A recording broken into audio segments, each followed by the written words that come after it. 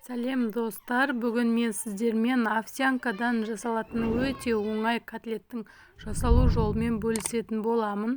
Алдымен біз овсянкамызды осылай бір ыдысқа салып, ішінде мусор бар ма жоқ па көріп алатын боламыз. Сөйтіп үстінен қайнаған суды құйып, 20 минутқа қойып қоятын боламыз. Аузын жауып, 20 минутқа бұқтырып қойып қоямыз. Суын овсянканың бетімен бірдей болу керек. Батып тұратындай етіп су құятын боламыз. 20 минут өткеннен кейін бетін ашып араластырамыз. Бізге қажетті заттар картошка, пияз, чеснок, тұз, переправа, қара бұрыш керек болады. Переправаға мен шашликтің переправасын қолданамын. Тұзын, қара бұрышын, переправаны қосып жақсылап араластырып аламыз. Достар, менің каналыма тіркелмеген болсаңыздар, тіркеліп, қоңырау белгісін басып кетулеріңізді сұраймын. Алдағы уақытта қызықты, өте оңай рецепттермен бөлісетін боламын. Сол кезде бірінші болып менің видеомды сіз көретін боласыз. Чесногымызды осылай терканың, егер майдалайтыныңыз болса, майдаласаңыз болады. Менде майдалайтын жоқ болғандықтан осылай терканың арқасынан майда немен өткізіп жатырмын. Майдалайтын боламыз.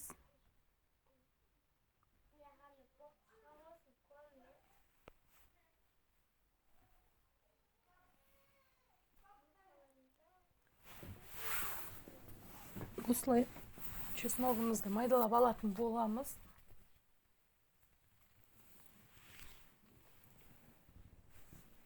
Чесногымызды өткізіп алдық. Енді картошкамызды өткізетін боламыз. Картошкамызды өткізіп аламыз.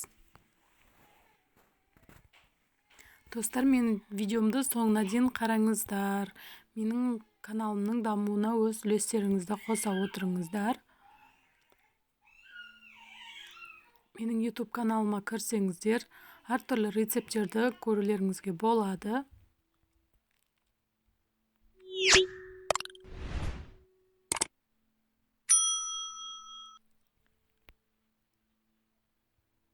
Картошкамызды осылай барлығын өткізіп аламыз. Өте оңай, жылдам дайын болады. Бір жұмыртқа қосып жіберсек болады. Мен жұмыртқа қосқаным түспей қалыпты. Бір жұмыртқа қосып аламыз. Пиязымызды осылай майдалап турап жіберетін боламыз ішіне.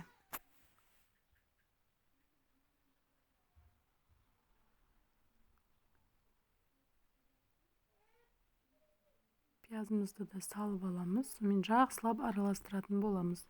Бір жұмыртқа қосуды ұмытпаңыздар. Егерден фарш болатын болса, фаршта қосып жіберсеңіздер болады. Дәмі өте керемет болып шығады. Егер жоқ болса, міндетті емес. Осының өзімен де дәмді болып шығады. Обедкі уақыттарда балаларға жасап берсеңіздер болады. Өте дәмді болып шығады. Мұны барлығын араластырып алдық. Бір келке етіп араластырып алдық. Енді қолымызды суға батырып, домалақ етіп, қуыруға дайындап алатын боламыз. Мұны осылай домалақтап дайындап алатын боламыз.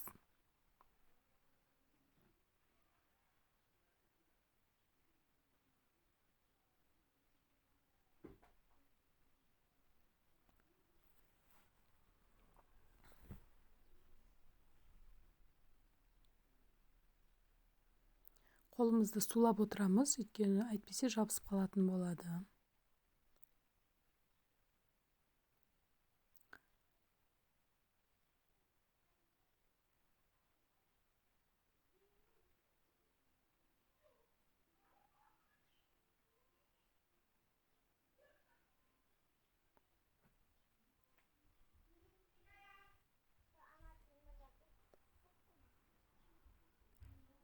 Осылай котлеттеріміздің барлығын дайындап аламыз. Осылай котлетіміздің барлығын дайындап алатын боламыз. Енді сковородкамызға майды құйып, газге қоятын боламыз. Майын өзім аз құйдым. Әдемі болып қуырылу үшін аз құйдым майын. Сөйтіп қызып тұрған майымызға дайындап алған котлеттерімізді салып 5 минуттан пісіріп алатын боламыз. Бір бетін 5 минут, екінші бетін 5 минуттан қып-қызыл етіп пісіріп алатын боламыз. Мана 5 минут өтті. Енді котлетіміздің екінші бетін аударып аламыз. Екінші беті де тура солай 5 минутта қып-қызыл болып, әдемі болып пісіп шығады.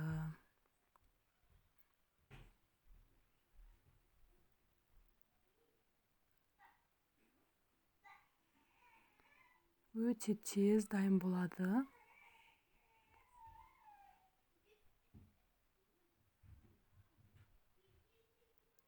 Котлетіміз уже дайын.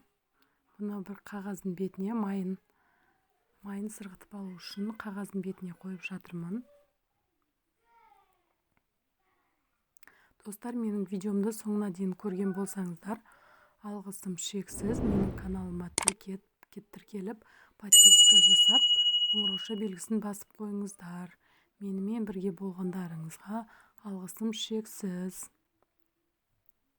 Алдағы уақытта қызықты видеолармен бөлісетін боламын. Сау болыңыздар.